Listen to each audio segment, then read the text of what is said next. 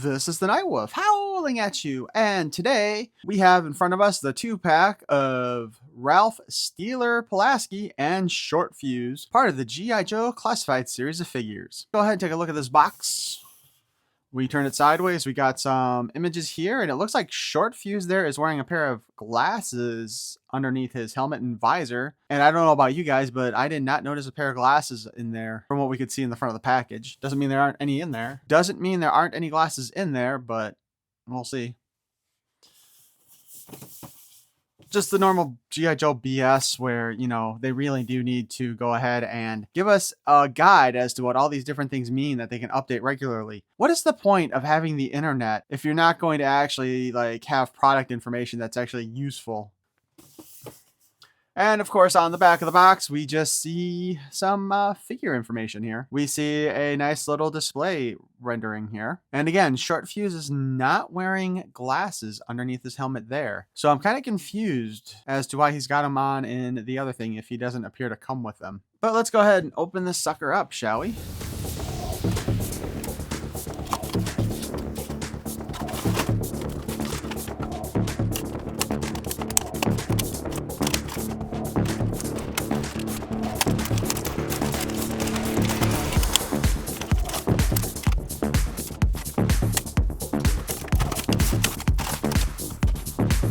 And for this review, we are going to go ahead and do Shortfuse.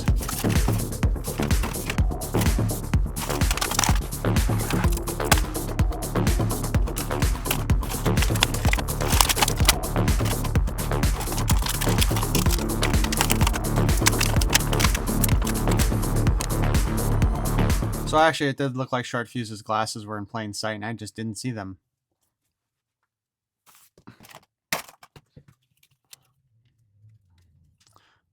Oh, it's going to be one of those kind of days. All right. Well, let's see if the actual G.I. Joe stand works better. Oh, apparently not. Wow. Okay, technically this is a Cobra stand. Maybe we'll try the actual one that says G.I. Joe. Should make a difference, but who knows. Yeah, those holes in his feet are too small. All right, so I guess we'll just have to deal with that, won't we? I feel like I just cut myself too. So he's got a boot sheath here that is not wanting to stay up very well. Okay. As you can see too, he looks like he uses a lot of reuse of parts from Snake Eyes and Stalker. Which, of course, is kind of how G.I. Joe worked at the beginning. What was it they said? That basically Snake Eyes was put together because they wanted to add another person. Every part but the head was a reuse of another figure. And we continue that trend today. Well, let's stand him up here by himself, maybe. All right, so we have a backpack that looks like it's designed to hold his equipment here, which would be the mortar launcher.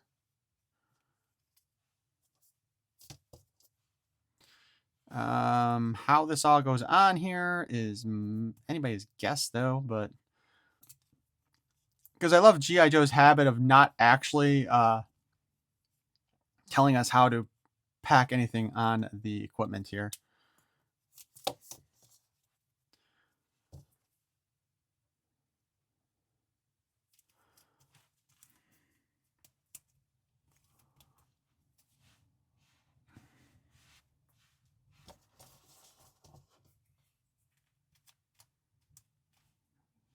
Mortar shell doesn't fit on here anywhere, it looks like. Although you can put it in there, but that's kind of silly. Got this thing. Okay. So this probably goes down here when it's going to be in use, I would assume, as kind of, I don't know, something. And then for storage purposes, it probably hooks onto there. Then this hooks onto the backpack here, like this. But you would think that, unless that's actually made for the rifles to attach to. But in all truth, those pegs seem to be a bit large for that. You know what I mean? Yeah.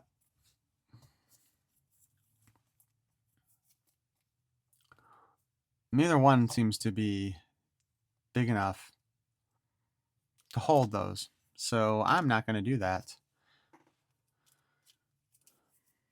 But as far as this goes, it looks like this is just designed to hold that. And again, the mortar shell doesn't actually hook into the backpack at all. So that's kind of silly.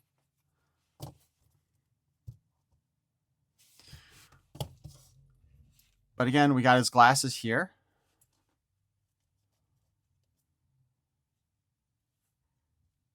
So we'll put those on. I don't know, he kind of reminds me of Malcolm from Jurassic Park. We've got his helmet here, which is always fun to try to put those on a figure with glasses. The little microphone thing is a bit rubbery.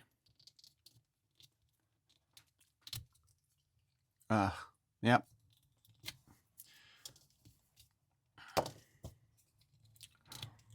Let's see, can we get it on? Well, before we do that, let's just take a look at his head sculpt. His head sculpt doesn't look too bad to me. Typical blonde dude. Shaved sides and a little flip on the front. Now let's go ahead and put his helmet on so we don't have to look at his face no more.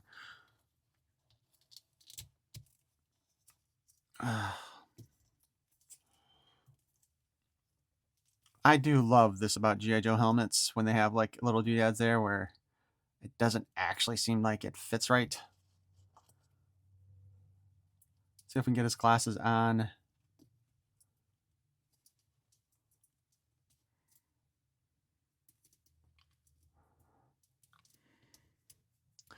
Nope, that doesn't work either. Let's try again this way. Maybe if we hold his glasses in place while we put this down.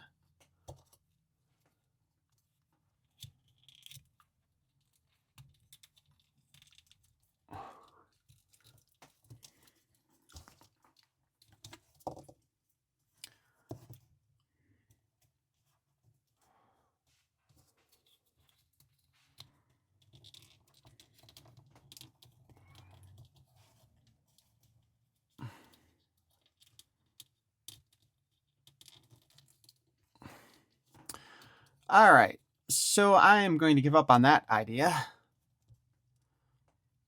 So we'll just leave him like that. All right, let's put his backpack on him. Show him carrying his mortar pack. And of course, the visor goes down. And the microphone likes to go into his nose.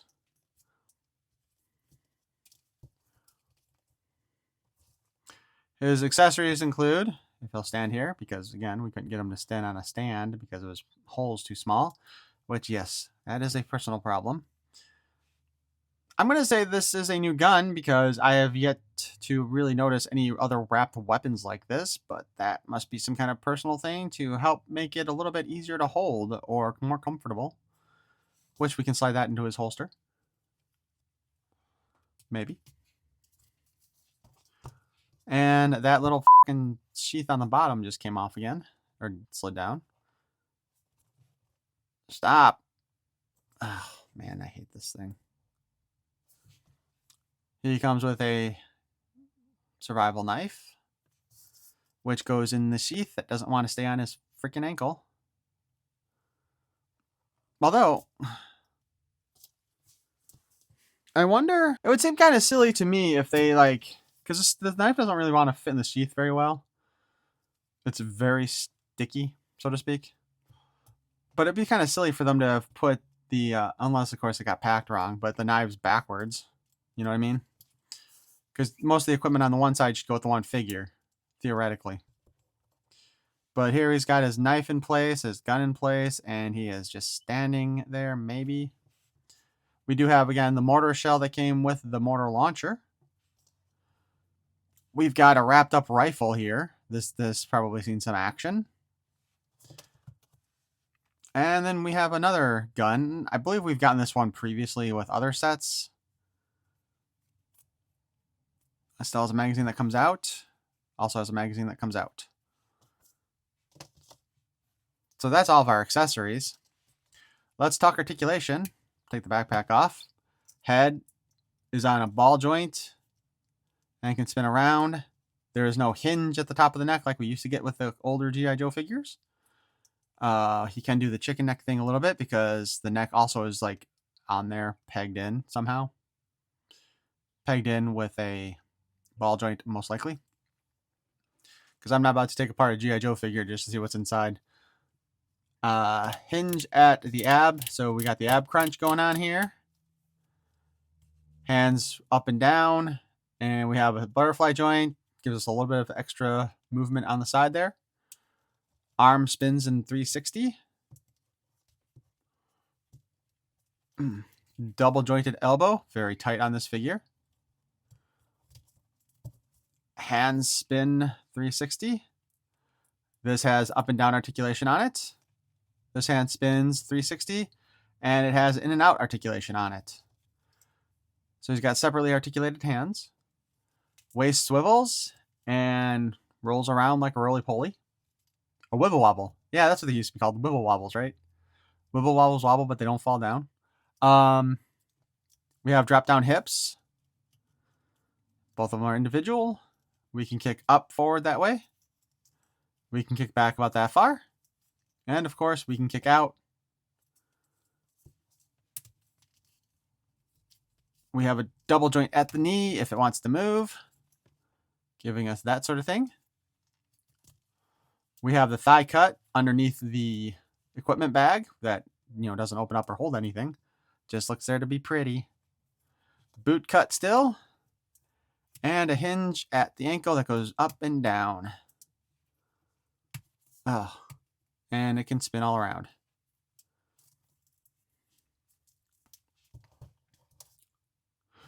So, of course, again, he's the mortar soldier.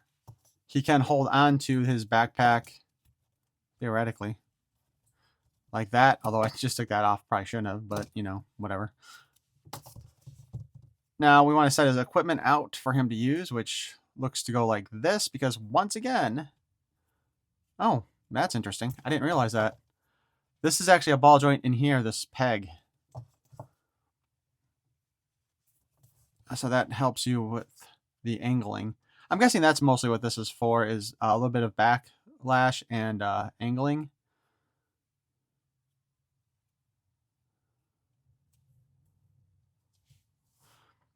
We have a scope here of some sort.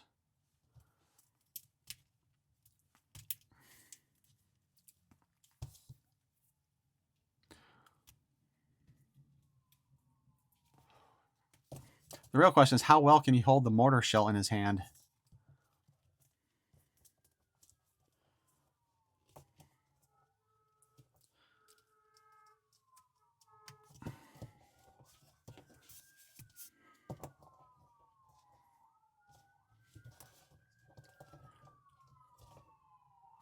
All right, we can kind of pose him like that.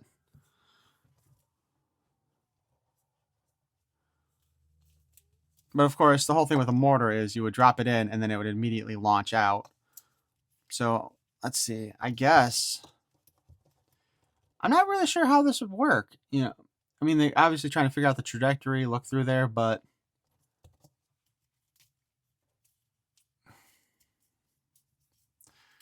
I like to consider myself to have just average figure posing skills, if even. So like, stuff like this to try to get him into position to look like he's actually using the equipment properly. You know what I mean? Just kind of silly.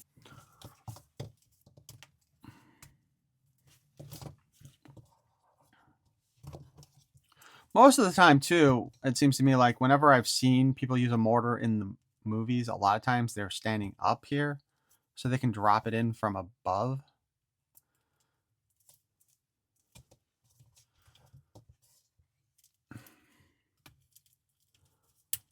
But also, this guy's supposed to be like one of the original Joes, I believe.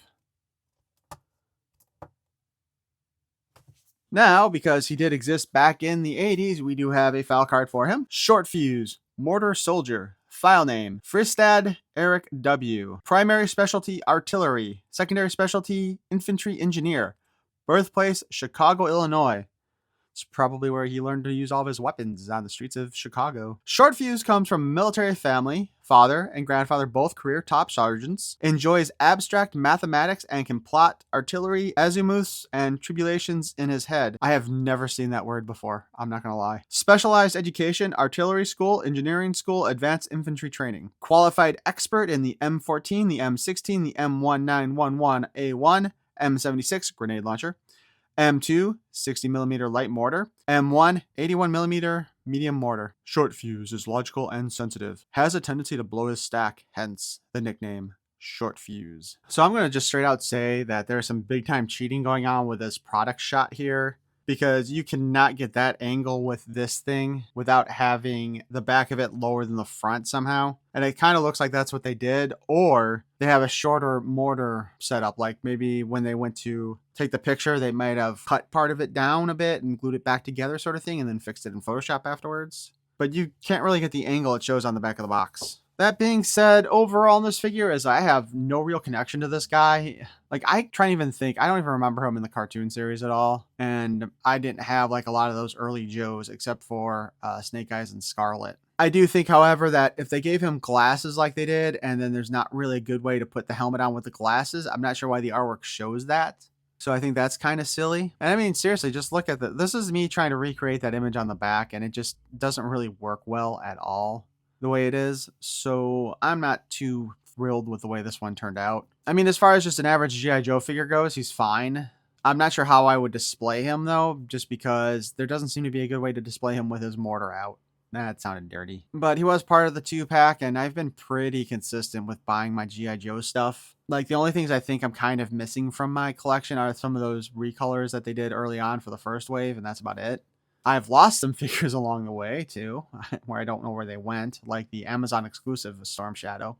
But I think maybe if this was designed better, specifically his equipment, maybe this would be a much better display option. But again, like I said, one, I don't think you're going to want to be standing there like that when that thing goes off, because I think you're going to castrate yourself. Because I am pretty sure, again, like I said, a lot of times you'll see the people standing up, or if they're like kneeling down, they're on one side or the other, they're not like crouching over it, and that's kind of what the product shot was showing. But I'm not an expert in using a mortar launcher, so there is that. But why don't you guys go ahead and let me know what you think of this figure in the comments below, and if you did pick up this pack, and also, of course, are you upset that Steeler is in it and not with the Mobat itself? But if you enjoyed this review, please feel free to like that smash button, and if you'd like to see more of my nonsense in the future, you can subscribe. That would be great.